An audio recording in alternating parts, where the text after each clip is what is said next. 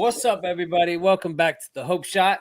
Hope you guys had a great weekend. It's been a long one for me, but it's been very eventful. Full. There we go. Just full. How's that?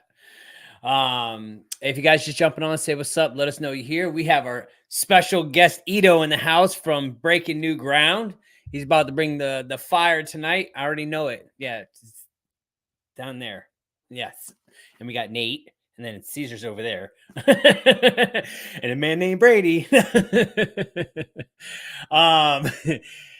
Caesar, you're up, buddy.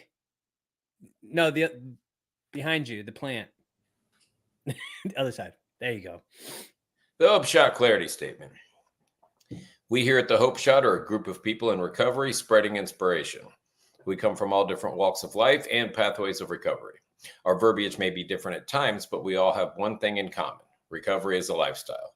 We support all pathways of recovery. It doesn't matter how you get from A to Z, just get there. And thank you for being a part of our Hope Shot family. Thanks, Caesar. Sorry, I didn't let you finish, man. Sorry. Thank you, Caesar. Say it back now. Let's do it again. Come on. I need to do it one more time. You're welcome, Justin. There we go. I interrupted you. I'm so sorry. If you guys just jumping on, say what's up, man. Come hang out with us. We got a good topic tonight.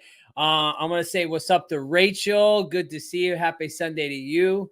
We got a very eventful week coming up. We got a full week of training. It's going to be great. I'm excited. And we have Aaron. What's up, buddy? Good to see you. And we got Michelle. Good evening to you as well. So we're gonna jump right into it. Oh, wait. Let me say what's up to Amanda. What's up, Amanda? We're just gonna jump right into it. I'm gonna let Ito bring in the topic. Yes. What's up, Ito? How are you? Doing good. I'm doing good. It's always good to be on here on the Hope Shot with you guys. I love what you guys are doing in the community, and I love being able to partner up with you guys in just whatever way we can. Even if it's just through technology, I can't wait till that center opens up, like all that. Like, I'm super excited for the things that are coming to the community of Pasco County. And so, man, by the way, I got the permit on Friday. Let's go. Building walls and stuff. All right, man. And so, man, with that being said, man, I just felt like tonight would be a great time to just talk about old lies, old behaviors that are deep down in our mind, and how to identify these things, and also how to get to a place where we can start to find truth to download into the subconscious. So a couple of things that I'm going to share tonight is I want to teach on what is the subconscious. Like, what is it? How does that thing even operate? Like, how does that thing even function? Just kind of give like a foundation so that we can understand where these lies keep on coming from. And the lies that I'm talking about are lies like you're not worthy. You're never going to get it right. Once an addict, always an addict. I like the one that you shared here right before we got in here. Like it's, what was it, Justin? You said something. What's the point? What's the point, man? What's the point of doing this? There's so many lies that we have deep down inside of us that have to be investigated. And thank God for 12-step recovery. Thank God for the Word of God. Like I come from a whole different background. My recovery, I'm going on to 8 years. I'm working on 8 years here coming up next year, of course. But I'm working on 8 years of clean and sober recovery. But my recovery did not start with 12-step recovery. My recovery started by having an encounter and an experience with Jesus in my kitchen. That's how my recovery started.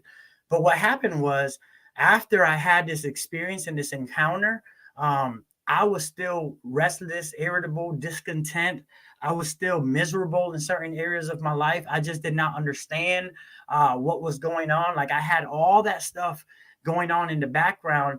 And the people that were around me all have done 12-step recovery. You know, even my mentor, my sponsor, Clifton Nobles, you know, like everyone's done 12-step recovery. And so I was over here preaching about a power everybody else was walking in.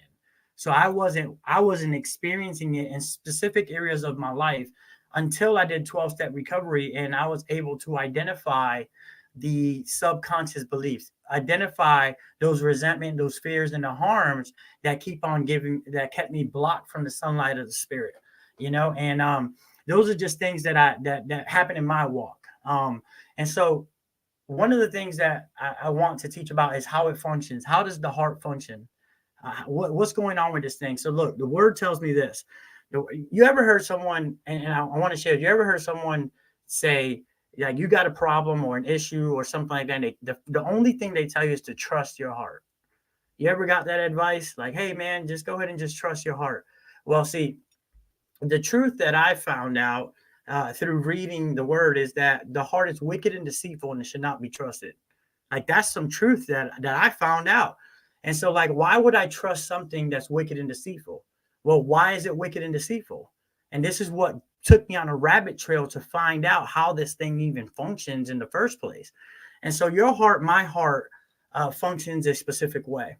All right. Your heart downloads information. So just think about your age and imagine how much information your heart downloaded from the time you were born all the way to your age right now. How much information your heart has downloaded, which is your subconscious mind, because this is where these lies are at. Okay. So an example, my daughter, 4 years old, she drops her tablet inside of the bathtub. Once she drops the tablet inside of the bathtub, my wife walks in and my wife says, "Why did you do that?" My daughter immediately says, "It wasn't me." Like, there was nobody in the bathtub. There was no one in that bathroom at all. But yet her humanness, sinful nature, which is why we need a second step experience, right? Why we need to come to believe that there's a power greater than ourselves that could restore us to sanity, a born again experience, right? Because that nature comes in us. And so she's already learning from a very young age how to protect herself from emotions and feelings. And so she's downloaded that. The very next thing that she did was when we said, we're taking your tablet away, you're not allowed to use our phones or anything like that. She said, I don't care. I didn't need to teach her that, right? This is stuff that she's starting to download at a very young age. And so you got to think about all the things that we have downloaded, all of the information that we have downloaded in this thing, all of our lives. All of the fear of failing, I'm not worthy, all of the mistakes that we did when we were running, through drugs and alcohol, like all of these things are downloaded into this heart, into this subconscious mind, right? Another function of the heart is that it remembers everything that has ever happened to you and what you've done to people. This is where your resentment, your fears, and your harms reside. Okay. All the people that you've done things to, all the things that you're fearful of, all the people that have done stuff to you, like all of that, your heart remembers that, right? And so another function is that it remembers all of your patterns, your habits, and your comfort zones, basically your character defects, your coping mechanisms, or the original addictions is what we like to call them. And so your heart remembers that too. So every time something happens, it bounces off of your subconscious of how you dealt with it in the past, and it rises up, whether it's isolate, use, have sex with people, whatever that character defect is usually somewhere deep down in the heart that we have to identify, and we have to go and investigate. All right. The heart's other function is it responds the way that it is programmed. So tonight we're talking about identifying the lie. The way that we identify the lie is by seeing it and then replacing it with truth. Is what I am believing truth compared to the word, compared to things that are happening in this world? I like to say the absolute truth, which is the word. Like, so how do I know that I'm chosen? How do I know that I'm loved?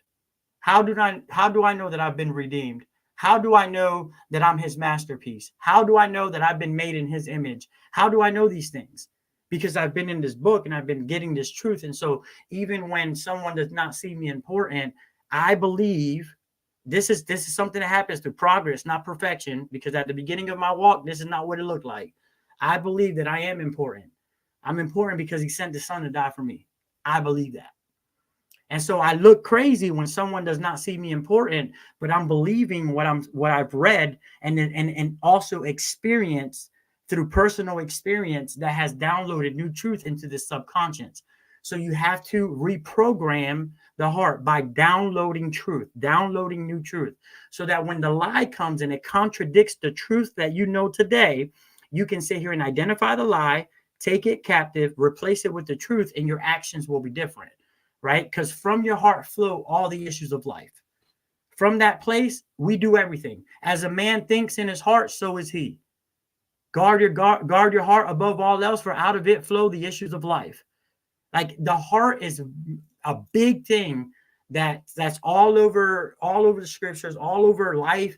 It's extremely huge, and we're not to guard it until we do something. And it says, and I want to share Proverbs 4, 20, 21, and 22. It talks about filling my thoughts with his word until they penetrate deep within my spirit. And as his word unwraps himself within me, giving me radiant health and life, then I guard my heart above all else, because from here, I do everything that I do in life. So what I do in life is a reflection of what I'm believing. So if I'm believing wrong because of the lies that I've accumulated all my life, then everything I do is based on that. But if I have new truths today, through 12-step recovery, through devotionals, beyond awakening, through a relationship with a higher power, through seeking through prayer and meditation to improve my conscious contact with God, praying only for the knowledge of his will and the power to carry it out. When I have this type of relationship, what happens is I start to download new truth. Here's the crazy part about this thing is that whenever that thing is being challenged to change, right? Character defect, something we're told to do the complete opposite of what we're used to doing. In recovery, we wanted to run, we wanted to isolate. So if you're someone that wants to isolate, we're told to go and talk to someone. If isolating is a way that I'm getting my need met apart from God, then I have to go and communicate with someone. Like, do the opposite. Here's the thing. Whenever the heart is being challenged to change, it brings emotional, physical, and mental discomfort. Whenever those things come, fear comes up, deception comes in, and the heart is screaming, I have a pattern, a habit, and a comfort zone to feel better right now apart from God. Those character defects want to keep on rising because you're being challenged to change in this situation. And so to identify the lie, does it in that very moment, I'm not worthy. You do something and you mess up, you end up messing up. Whatever it is that you're doing, you end up messing up. The thoughts start to come in. I'm not worthy. I'm no good. I'm never going to get it right. I'm never going to get my life right. All these things were spoken over you and you've experienced through drug and alcohol addiction, these type of things that now as you're coming into recovery and you're starting to walk this thing out one day at a time and all this stuff, you make a mistake. Just an example of a mistake that I did here recently. My daughters, I wanted to go, the Lord's restoring my relationship with my daughters. And so in that, they wanted to go eat dinner. All right. This is how crazy the lie tries to rise up. This is just giving you an example of how a lie tried to rise up. And in that, I had to take that thought captive and bring it into submission to the new creation that I am. Okay. That is not who I was. Those past things that I did in the past, they do not define me. They do not define you. All right. And so I was going to go out to eat dinner with them.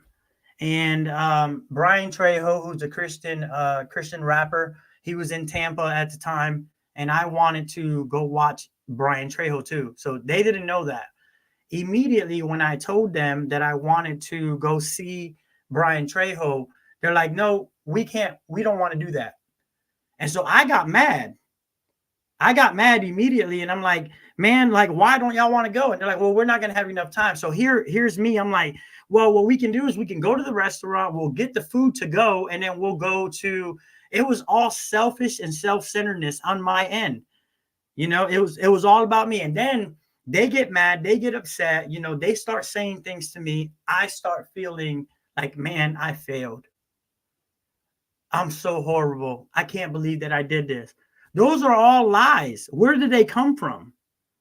Well, it tells me that I still have to do some researching. It tells me that I have to do some digging in to find out where am I believing these things that are so wrong and replace them with the truth. Thank God for good mentorship. Thank God for my wife, because my wife was able to shift my perspective. And what she said, my wife said to me, don't you think that all they wanted to do is just to go have dinner with you?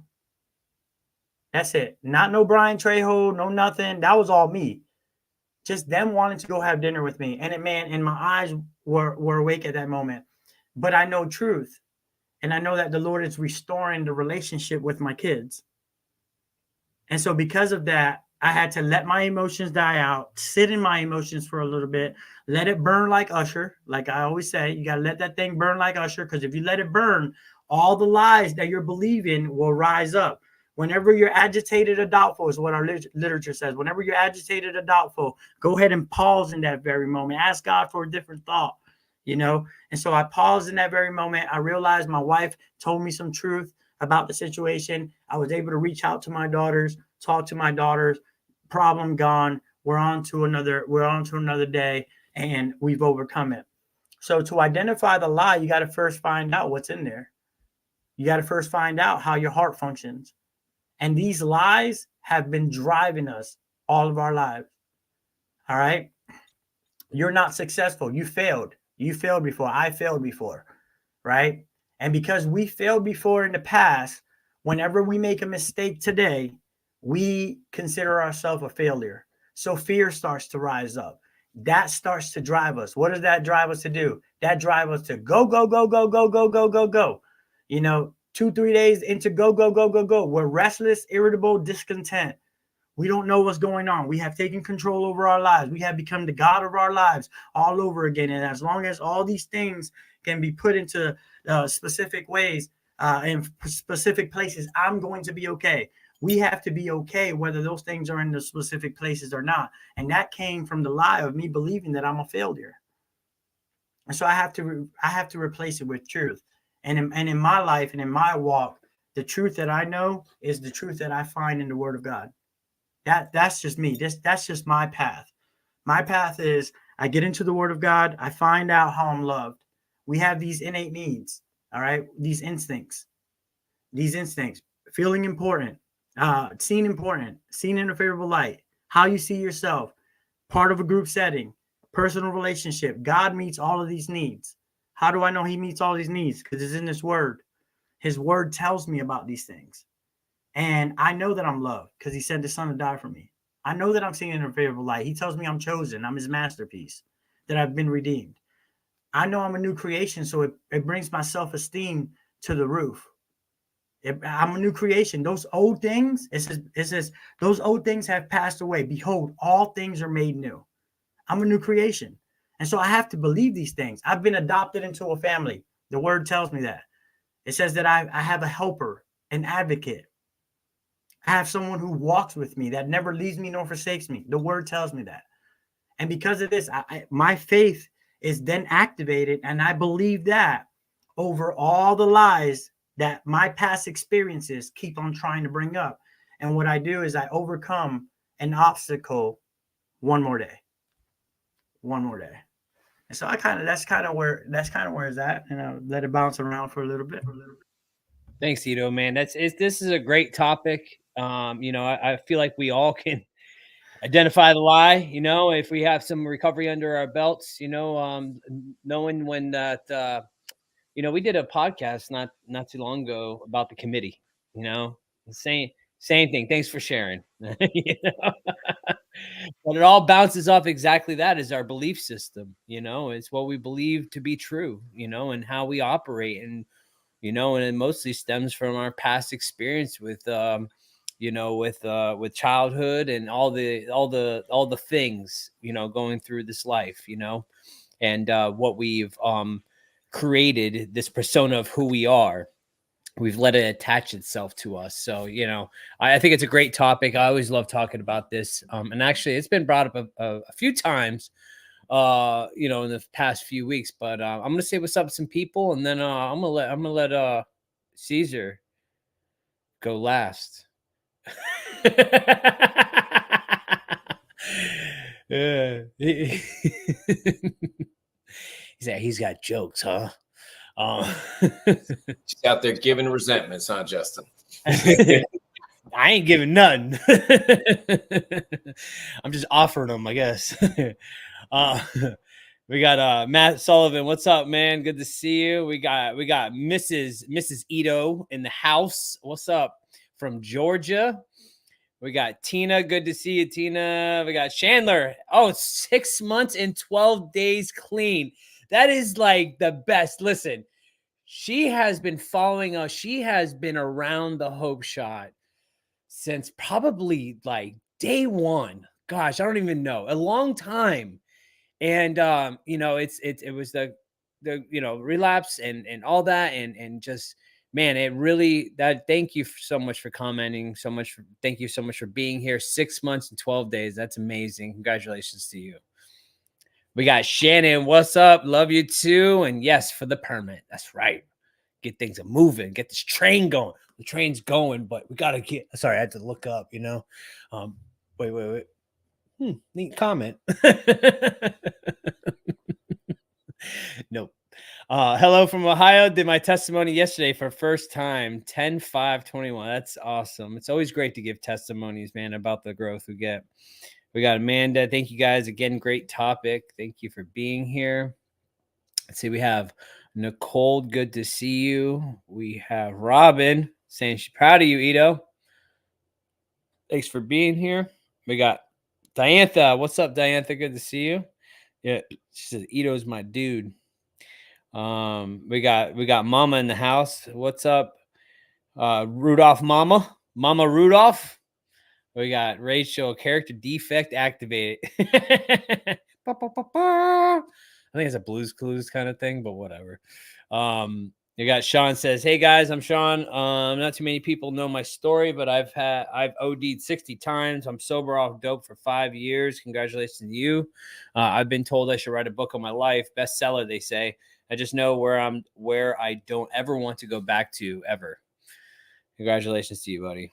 Let's see. We got Missy says, "You guys are great. Keep doing what you're doing. The things you talk about really hit home with me. The committee was my favorite podcast." There we go. There it is. Because, man, my committee is on 24/7. That shit messes with me. Thank you all. Well, thanks for being here. Yeah, that was one of my favorite. I love that podcast. That's one of my favorite. I'm just gonna do that. I just want to be down here from now on, dude. See, this is fun. It's fun. Let's see. We have Diantha says, "My husband and I just got overnights with our kids recently. That's amazing. Congratulations to you. I know you've been waiting for a long time for that. It's been heartbreaking to watch how sad my kids get when I have to take them back. And I was really in my feelings about it. I started to remember how far I've come from the first day clean to 16 months later. I deserve my recovery." Yes, you do. And you know what? As bad as it hurts, you know, when being sad when they leave, you know, it's not going to be forever. You know, just remind yourself it's not forever, and you've gotten this far, and you're going to get through it, and you're going to get them back, and it's going to be full time, and it's just going to keep getting better. Keep getting better. We got Dominic says from Trinidad. All right. 5 months, 2 weeks. That's what I'm talking about. Congratulations to you. And then we have we got Mike from Connecticut. Good to see you. Oh, we got Alberto in the comments too. He's bringing all the people to the block. And we got Chris, been clean from opiates for over 6 years, and I'll never go back. Congratulations, buddy. And that's it, man. So Caesar, I think you want to say something. I'm not sure. I think you had one finger up. If I'm allowed, I don't know. I mean, You can do whatever you want. This is your show. if it's okay with you. I'm gonna put you up there now. If it's okay with you, Justin. Yeah. I like you right next to me, sir. No, man, I love this topic, and that's why. Hold on, which way is it? Nope, this way. Man, Ito always brings the fire, and I'll just put this out here. We are open to all pathways on this show. Ito shares his experience, the way that he found recovery, the way that he found God, and that's in our clarity statement. I don't care how you get from A to Z, just get there. Whatever it takes, get there. The identifying the lie that was the hardest thing before coming in here, because my brain told me, I think I was getting court ordered to 12-step meetings at like 17, and then I go into those rooms and I go, these people ain't got nothing I need, like, at all. I don't want anything to do with this. These people are really messed up. I'm not really messed up like that. Then you fast forward a little while and I go into the room and that internal lie says, I'm too far gone. These people can't help me now. Man, I wish I had done something before, but, thanks for offering the help, but I'm already positive. You can't help me, and then start going in and out of rehabs and stuff. And I looked at those steps on the wall and I went, well, that don't have nothing to do with with what I got going on. I didn't investigate it at all or try it, but I was 100% sure that had nothing to do with anything I had going on. So I wrote it off and kept myself sick for a long time. So the biggest blessing, which, believe me, I didn't look at it as a blessing, was having everything. I lost everything. I had money, businesses, all this stuff, and all those things kept me sick because they were my justification that I wasn't that bad. Like, I could be locked up in every other month, but if I still had a business running out there and I still had money and I still had this college degree that I don't even know how I got, that's my justification. Like, well, I'm obviously better than you. Like, I got my college degree and I got a business. I'm not that sick. But that's another lie I told myself. I just used these justifications to hide the fact that I was dying inside. And once all of that was gone, I could truly ask for help and not dictate what that help looks like. I could say, okay, please, somebody show me how to live, because obviously what I'm doing is not working. I had accepted the fact that I probably didn't deserve any more than either life in prison or dying in the streets. That's what I assumed my fate would be and all that I deserve. So I'll fast forward a little bit. I got into this recovery deal, and the first lie I had to identify was the biggest one in my mind. It's going to be different this time. My entire life, I convinced myself that I can drink or use, and it's going to be different this time. When every single time it's been exactly the same for almost 30 years, I would go, no. And this is all internal voice. No, it's going to be different. I'm just going to do a little, or I'm just going to do it on Friday. I'm just going to drink some beer. I'm only going to snort a little. Whatever it was, I could convince myself that it wasn't going to lead me right back to jail or to an overdose or wherever it was going to lead me. That was nowhere good. And the other lie in my head was that I was somehow having fun. I hadn't had fun drinking and using in probably 20 years. I drank and I used because I absolutely had to function. And that was it. I couldn't face life on life's terms, so I had to numb myself to be able to get up and leave my house. That's not fun. But that voice in my head said, man, well, if you let go of this stuff, man, you're going to be boring and you're never going to have fun again. Well, shit, that kept me sick for a long time too. So thank God, that my sponsor, this guy comes into my life. He shares his story at the rehab. Probably the first sane thought that I had in a long time, because the guy that came the night before, covered in tattoos and cussing, and I was like, hey, there's my guy. I'm gonna probably ask that guy. And this guy comes in with a tie on and glasses, and just everything that I'm not. Cool, calm, collected, shared a story that I could identify all the same emotions, the guilt, the shame, the internal pain, all the struggling he went through. His story didn't look like mine at all, but all those emotions and all the baggage was there. Yet he's sitting there with this lightness about him, and he's cracking some jokes. And he pulled up in a car, and, you know, he's got a tie on because he just left work. Like, so he has a job, and he's going home to a house. And I'm like, okay, this guy's got it way more together than the other guy. Let me ask this guy.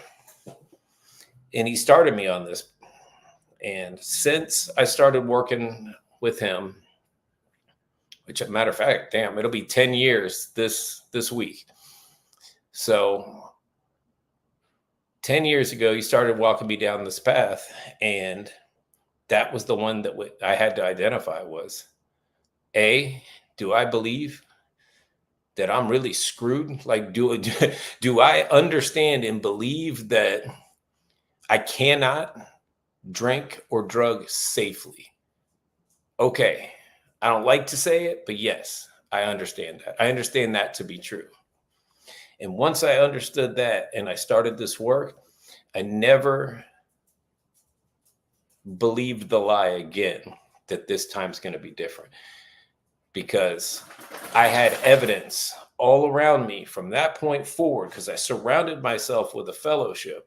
And I get a constant reminder by being in contact with newcomers, by being in contact with people that have long-term recovery, that I'm not cured, and it's not going to be any freaking different. It's never going to be any different if I pick something up. So I don't pick something up. And then you fast forward this thing a little bit, and you get a little bit of time under your belt, and new lies pop up, and they're all fear-based. You know, and in my literature, it says fear and faith cannot coexist. So the moments that I'm feeling like, well, the imposter syndrome that we all talk about on here, man, I shouldn't be here. I feel like I'm just faking it, you know, like, I mean, like news bulletin, people that are not in any type of recovery feel like they're just faking it on a daily basis. We are not that weird. We're learning and growing on a daily basis. And there's going to be doubts. I mean, we're treading new ground every single day. I am worthy. I do deserve good things. Do I always feel that way? No. And we were talking right before this. I made this like analogy. And basically what it comes down to is the farther away I am from my higher power, the more deep in fear I go. The closer I am to my higher power, the more I seek my higher power, the less fear I have, because I know I'm protected and connected. Our little saying, I'm protected and connected when I'm hooked up to the source. When I'm straying off, that's all self-will. I want something. I'm afraid I'm not going to get what I want. I'm afraid somebody's going to take what I have. I'm going to lose it. Or fear of other people's opinions of me.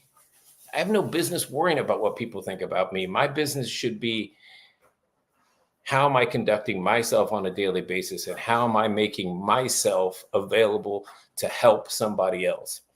Because my God, I truly believe it's got, his will for me has nothing to do with me making more money or buying stuff. It has everything to do with what can I do for his children. And that's it. It's not that hard in my brain anymore, but it was, because there was decades of lies that I had not identified. Like I could not have painted the picture of the life that I had today. Like when they say in recovery, a life beyond your wildest dreams, it really is a life beyond my wildest dreams, because I'd have sold myself short. It would have been all materialistic crap. That would have been like my wildest dream. And it wouldn't have been any of the most important things to me today, which are the peace of mind, the being able to lay my head down at night and go to sleep, not looking over my shoulder all the time, not being in fear of being incarcerated or being in an altercation or running into people that I told a lie to, or all the things that we have to face that just keep us guarded every single day. I have peace. Like that's that's the most incredible gift that this thing has given me. That, like, now, I mean, I'd have been so happy with just never picking up a drink or a drug. I mean, that's great, but I got so much more than that. So we stick around in this deal. We grow, we learn, and eventually, one foot in front of the other, we get to a point where you look back and you can't believe that you used to buy the BS, because it feels like, I was talking to my wife about it. It feels like 2 lifetimes ago when I talk about what I used to be like, you know, what I was like before I came into this deal. I don't recognize that guy anymore because I don't buy that lie anymore. I recognize who I see in the mirror today. I like who I see. And I know that I'm deserving of good things. And I know I have something to offer the community around me. I never had anything. I was a taker. I took everything that I could. Today I can give back. And that's the self-esteem that I could never find before. I found it because I have something to offer, and it's not about me. It's about helping somebody else. So that's my take on it. Good stuff, man. And you did woke up sexy as hell. Just again. Just get that. It's not fair, really. Again. It's not fair. I don't even know. Again. Yeah, and he used to not do that. So there's that. I can promise you, before 10 years ago, I didn't wake up sexy as hell ever. Yeah, thanks, Caesar, for that. I woke up incarcerated as hell. Broke as hell. Yeah. Sad as hell. Yeah. Yo, Caesar, you hit on a lot. So many good points. It got my brain percolating now. I put my hand up, man. Ito makes my percolator percolate. Yeah, I'm percolating. So there's that. I'm gonna save us up to some people, and then I'm gonna share, and then I'm gonna let Nathan share last, because he's gonna drop the mic. Let's see. We have. We got Sober Now in the comments. What's up, Melissa? Ito, so good to see you. We got Amber, good to see you. And we got David and Amanda Torres, 143 BNG Hope Shot. That has a ring to it. We got Nikki, good to see you. We got Maddie says, very moving. Thank you for sharing, Caesar. God bless. That's quality content right there. Trust God, clean house, help others. No matter what, we will know peace. Life is beautiful. Yes, it is. And we got Erica in the house. I'm just tuning in, and maybe I missed it, but what does the 143 stand for? Because for me, that's beeper code for I love you. That's exactly what it is. It's beeper code. It's exactly what it stands for. 143, I love you. We got Kevin. I needed to hear that. Anchorage, Alaska. Well, thanks for being here. It didn't have to be this way. Nope. We got Wayne Scott. Neat coffee in the house. Just here for the knowledge and to spread your good charm too. That's it for now. Oh, wait. Hold on. One more. I'm sorry. I lied. Christina, good to see you. Yeah. So, we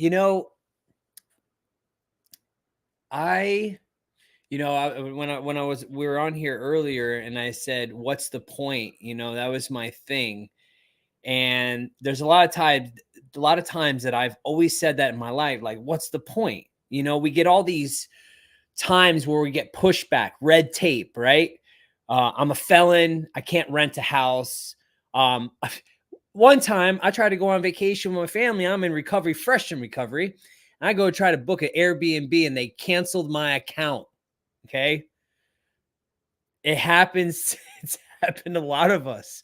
If you have a felony record, you cannot rent an Airbnb.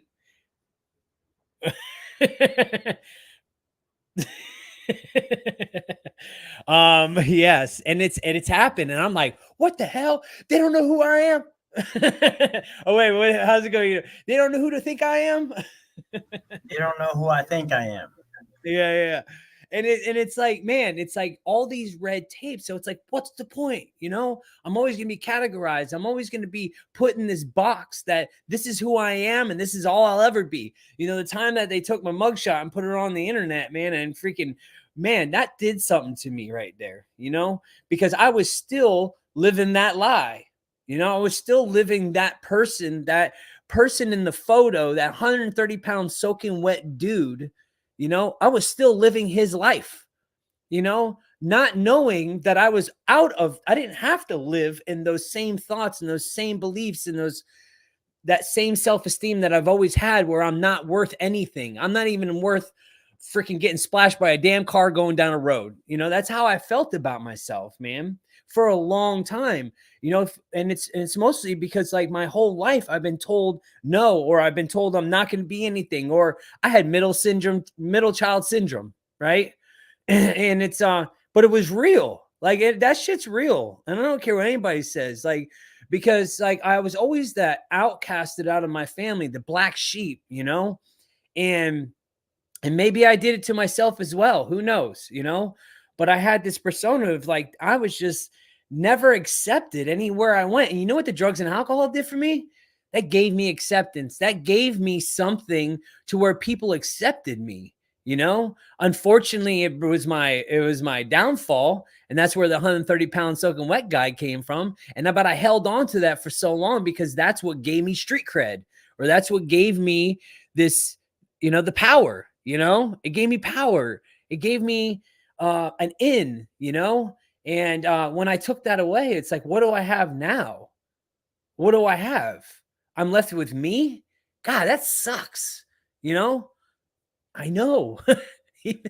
See, but I had to break down, you know, that shit, man, that I've built up for so long, to where I believe these lies that I tell myself. I believed all these things that I've been told my whole life, you know, that I'm not good enough, that I'll never amount to nothing. And most of the time, now that I figured it out, it was always me doing it. I was the one that's putting this stuff on me. You know, I perceived everybody as them telling me that I'll never amount to nothing, or I'll never be anything, or I'm not wanted, or I'm not anything, you know? And it took listen, when I tell you I've been in recovery for 6 years and I just had a breakthrough, you know, a year ago. That tells you something, man. You can't unwind that shit like right off rip. It's not going to happen. You know, when we get in here, we get some clothes on us, we got some health back in us, we got some color in our skin, might get a haircut, maybe got a couple things back, got a job. You know what I mean? I think I have my shit together. You know, I think I have it all together. And then I figure out I don't have nothing together, man. I'm still the same dude that I was. Just I took all the drugs and alcohol off me. And now I have to figure out, and like Ito said, I have to investigate all these little things of, why do I operate this way? You know, how do I counteract, or how do I unravel these behaviors and these beliefs that I have on who I am as a person? Because even when I'm even in recovery, man, I felt like nobody wants me around. Like, even, dude, sometimes doing this hope shot thing and sitting here on this thing, it's like I have nothing. Like everybody else has stuff to share and they have good stuff, and I don't have nothing. I'm just here. And even when we're doing these, you know, all these great things, going through this process of the hope shot, you know, and helping the community and helping people, I still get those beliefs coming back in and telling me, what's the point? What's the point? There's no point. It's all going to burn down anyways. you know? And that's when my self-sabotaging ass will try to come over here and start believing that shit, and then I'll burn it down just as fast as I built it, you know? And I really don't have time to live like that anymore, you know? And that's why I can get out of that really quick now, like faster than I used to, because I've done this practice where I've replaced that lie. You know, that's bull. You know, that committee comes up, man, and it's like, and you'd be like, sometimes you get lost in the thoughts, right? You know, that thought will come in and tell you like this off the wall stuff, and then like you'll entertain it for a second, and you're like, whoa, what am I doing here? Okay, let me back up. That's crazy. Let's go over here, you know, like, and then let's get out of this neighborhood. This shit's scary, you know. I was just talking to somebody earlier about that. It's like, yo, you should not be driving down that street alone. Okay, we should not be doing those things because, man, it's and it's just, you know, like Ito says, you know, it's the fall of man. It's gonna happen, but are we entertaining these freaking ideas? Are we entertaining them? You know, and then are we reacting to these things? You know, and that's like where the work comes in for recovery. It's like my reaction time to these thinking and these things and my emotions and all that have really, man, I've noticed myself lately been able to really handle life a lot better, a lot simpler. I'm not burning shit down. I'm not blowing up on people. My anger doesn't run my life like it used to. There's so many things that I like, even on my most overwhelming, tired days, I have a pretty good handle on things most of the time. And when I don't, I call somebody and tell them I'm not handling things well. But most times, man, I'm telling you, the scorecard's getting better. It's getting better. And I stop believing these things that tell me that I'm not wanted in this room, or I'm the dumbest person there, or I don't have anything to offer, or my wife is just waiting for one thing and she's gone, right? Like I'm not worthy of love. Like I'm not worthy of being a good father. Like I'm not worthy to have a nice life, you know? And even felon and all, I deserve a nice life. You know what I mean? So, you know, and that goes back to the practices that I do every single morning. That goes back to, what do I do? What am I feeding myself? What am I putting in my brain? What am I listening to? What am I watching? You know, am I not doing enough recovery? Am I doing too much TikTok? Am I doing too much Facebook? Because I'll tell you, that's not where I'm going to get my recovery from. Unfortunately, I found out. Okay. Listen, people, I've already done some investigation and it's not working. But yeah, man, you know, and it's you'll see the fruits of your labor in anything you do, and that's either the good or the bad. So that's what I got on that, man. And I'm gonna read a few more comments, and then we're gonna hear Nate. And let's see. We got Tina says, being here is a blessing. Well, I'm glad you're here. And we have Amanda and David says that it gotta investigate our defects. Yes, we do. What we got? Let's see. We have Christina says, positive thoughts get me positive results, but it's not easy. I work myself daily to try to be better and than I was the day before. And sometimes I'll fail, but tomorrow's always a new day to start fresh. Dave says there's three voices in our heads. God's, the devil's, and the devil have to be aware who we are listening to. What are you doing? Just trying to point out the hours. Oh, in our head, ours. Oh, sorry. Yeah. I missed that. Ours, God's, the devil. Yeah. I miss things sometimes, you know? Goes right past me. We got Nikki says, if abstaining was enough, the 12 steps rooms would be empty, and thankfully they are not. So much more healing happens when we continue to do the work. That's right. If abstinence was enough, we'd be not needing any meetings or fellowship or people in general, or God. We don't need that either. If we just need to abstain. All right, Nate, man, bring us home. Hey guys, Drive safe. Yeah, I'm trying to, man. I don't know what else to possibly add to this deal. Let me think here. So, okay, I'll start with a story. So I was reading this book this morning. Justin's reading it too right now, I think. The Untethered Soul, right? This guy goes, he finds his field, right? And it's just full of sunlight. It's so bright and beautiful. So he decides, I'm going to build a house here, right? So he builds a house in this beautiful, scenic, beautiful like field of sunlight and like joy that it's just beautiful, right? And so he builds his house. He builds the nicest house, just a few windows, and he puts shutters on his windows. So if something happens, and it's going to protect the windows in the house. And he goes inside this house and he gets super comfortable. He's like, man, this house is great. I love the way I built this. He's hanging out. He's in this house, vibing. He's like, man, I don't think I'll go outside today. I'll just chill in this house. And he's like, all right, so now, fuck, man. He's like, this light out from outside is bothering me. Let me close the shutter. So now he closed the shutter. So now it's dark, day and night in there. So he's got the lights on though, right? And now the light bulbs, they start to go out. He ain't got no replacement bulbs. So he starts using these candles, right? Now he's using these candles, but the candles are burning out. You don't have any candles left. And before the end of the day, after some time goes by, it's completely dark in there, and he's like, what am I going to do? He don't know what to do. He's stuck in this house and it's dark, right? And that's the lies. That's the lie that I tell myself. And it has to do with the light is right outside. All I have to do is walk through that door, right? But I build these walls, man. I build these walls with my defects to protect me from what I think is going to harm me,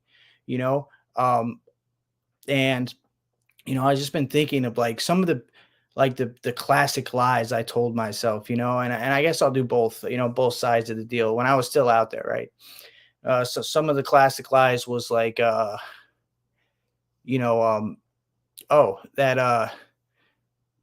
and alcohol were like, it just got explained kind of, that drugs and alcohol, that was my problem, that's my main problem. And another lie I told myself was, recovery isn't for me. It's not cool. I'm a pretty cool guy. Recovery is not where I belong. Right. Another lie I told myself is I don't deserve it. I'm not worthy of it. Right. And then another great lie I told myself is that I can do it. I can do this some way and be successful. I can figure out a different route, a different drug, a different formula to make this work. Like these are all the lies. And I think and Justin touched on it, man, and the biggest lie, like I think, which kept me really sick for a long time is that, that I don't need anybody. Right.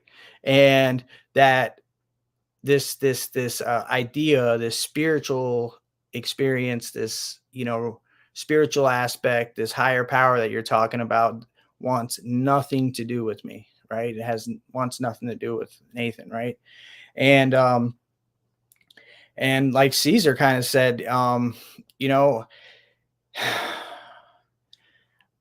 the biggest lie I ever told to myself was a truth I thought was real, but it wasn't. That these are the lies that they're so embedded in my being, in my psyche, and everything.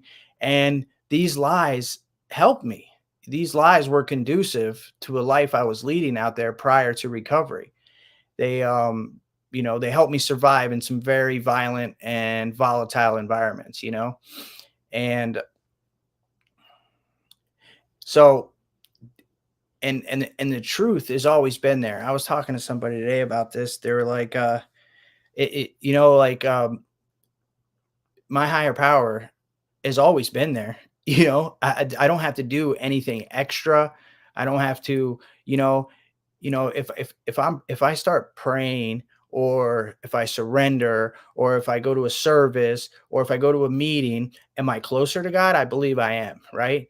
But his love is still the same, even if when I was ripping and running or today, that love is constant, right? But I'm in this house with the shutters shut in the dark, looking for light that doesn't exist. I built walls, and that's the whole idea of this recovery process. It's to unblock the channels so the light can get in, right? So how do I do that? How do I even begin that process? Because I don't know what a lie is when I come in here. I don't know what the truth is. I have no idea. I have no frame of reference for, what is real, what is not, what is fancied, what is a delusion, and I have no idea. So I have to, the most honest I've ever been in this whole deal is when I come in this deal and I finally admit I have this thing, right?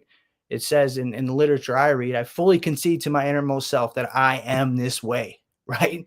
And only in that, only in that admission, I put to sleep 1,000 lies, which is, that I could use anything successfully, or I could do it this way, I could do it that way, right? But I don't know what that means unless I'm surrounded by people who tell me, right? And if I am not honest for the first time in my life with another individual, I'll never know what's wrong with me, and that's my deal. Like, I don't have the power to identify my own lies. Have I picked up tools but yes, I've picked up tools, and I can kind of at this point, 6 years in, differentiate the true from the false. But if I'm immersed in a highly emotional, angry experience, I block off. You know what I mean? And the only way that I can see the truth is when I unblock. And when I unblock, that power returns, and that power has nothing to do with me. And that's the whole idea for me of recovery is I have to use you guys, this fellowship, this literature, these 12 steps as a vehicle to get to this power, right? You guys drive me to this infinite source of power that allows me to see what is real and what isn't. Only then can I begin to even identify that there is a lie, and yeah, for me, my lies have changed. You know how Justin was saying, like, he gets he gets into recovery, he gets like a new outfit, gets a car and stuff like that. That's how I feel like my lies are that way. They're like gentleman lies now. They're fancy. You know what I mean? Even worse though, they're like Navy SEAL lies. They're real subtle. You can't really see them. They got camouflage on. I don't really notice them anymore. And they only like surface in the most like because if I'm just going about my business, because I feel like I have a beautiful connection with God. We have a great relationship. Conscious contact. I have way more than conscious contact. I have an intimate relationship today with my higher power because I do the work on a daily basis to reach out to him and, nurture that relationship. But what happens is, these lies become masked and they come in different forms, and they come in the ways of, that I've never, someone spoke of fear of failure, right? I don't have a fear of failure. This is what I realized in my journey. I have a fear of success, because I have no idea what it looks like. I have a fear of, and it's not an obvious fear. I don't feel like I'm afraid of it, but when I get into these things, that I have no experience with, which is, being a upstanding citizen in the community, or paying bills, or being in a relationship, or being a son, being a brother, being an employee, I have no experience with these things. Right. So my lies today is, are telling me that, that I don't deserve this stuff, or I'm not worthy of it, like Justin was saying, and everybody mentioned, really. Yeah. But like, it's today, I understand that, if I want differentiate the true from the false, if I want to identify what's real and what's not, and kind of, grow, I have to, I can't do it on my own. I have to unblock, I have to open up that front door and go into that field where all that light is, and only in that space, if I'm unblocking these channels, my heart, my mind, and my spirit, and this power can enter, then I can start to see, what's real in my life and what's not. And it only comes through, like, for me, the truth only comes, like, through my actions. I have to move my feet. And also, I have to be still sometimes. I have to be still and thoughtful contemplation of what this power is, and how I'm meant to serve it. But at the end of the day, I have to believe that I have to have faith. And I can only have faith by walking through stuff and getting to the other side of it. I think it was in my gratitude today. My greatest blessings patiently wait on the other side of everything I resist. Right. So, and truth is scary sometimes, guys. 6 years later, still scary, because what's the truth do? It makes me take a hard look at who I truly am. And, there's parts of me that still have yet to be unearthed and faced. And it's uncomfortable. Ito mentioned it, that change is not all. It's not, everybody's like, just change, go with the flow. Sometimes going with the flow is difficult, man. It means swallowing your pride. It means, being humble, humility, the idea that I'm right sized. I'm not any more than or less than anybody, and yeah, identifying the lie is a great topic. I know we're over, so I'll stop talking now, but yeah, thank you guys, everybody. Great show. I needed to hear all of it. Always a pleasure. Hey, man, there's really no timeline on what we do. We just made it ourselves. You know what I mean? I know, but it's Sunday night. We got to work. People got to work. Yeah. We got to train. Yeah. Difference. There's a train. What's up, Ito? Oh no, I was just getting on here, and I just wanted to just share real quick, little 2-3 minutes on what just to kind of recap the whole thing right back to the beginning about identifying the lie. And so, like, these lies, these beliefs that we have deep down inside of us, all come through experience and influencers. So one of the things that we're really big on is being able to shift that perspective towards what you're believing about your current situation. And so what we love to do is we love to brainwash people. All right. In that very moment, some people don't shut down because their belief, their definition towards that brainwashing what was formed through an experience and an influencer, that brainwashing is actually not good. You're not going to manipulate me. You are not going to brainwash me. Right. But here's the truth. The truth is that we really wash people's brains through 12-step recovery, through the word of God. So that's how you start to identify. How do you know that something is fake? You put something that's real next to it. You know what I mean? How do you know that $100 bill is fake?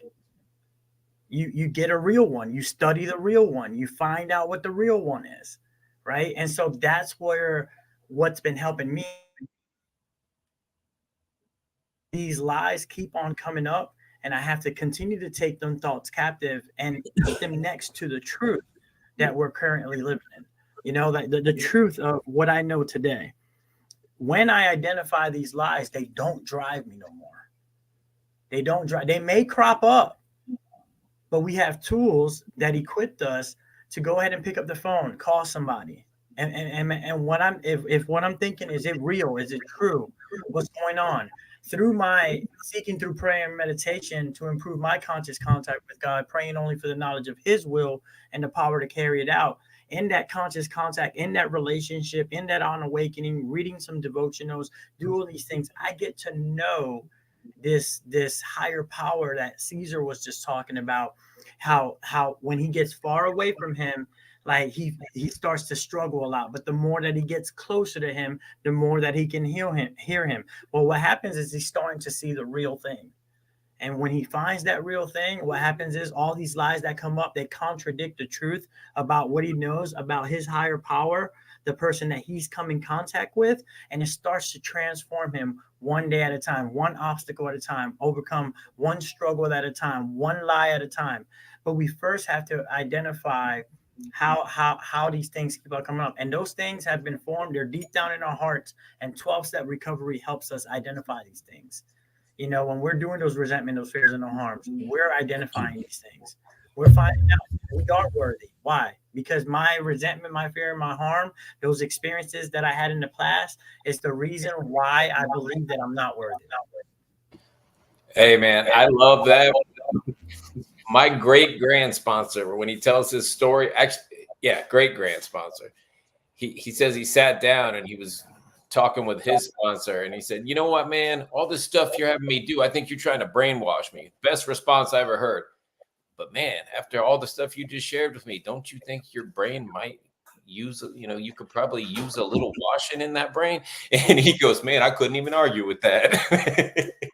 Well, it goes along with those beliefs. And so I know that we're over time here, man. I can go on for hours and hours and hours straight on this stuff. Like, this is something that I meditate all day, all night. Like, I have to live this type of lifestyle, because if I don't, then I put my guards down. I won't be able to guard my gates. I start to allow things that are not supposed to be in there, that drive my life. I start to believe these lies that I'm not worthy, that I'll never get it right. You know, like all these things, I'm going to fail. Like, I start to believe these things, and I got to uproot every single one of them and sit there and put the truth of what I know today and walk that out, whether my emotions change, whether my feelings change, whether my circumstances change.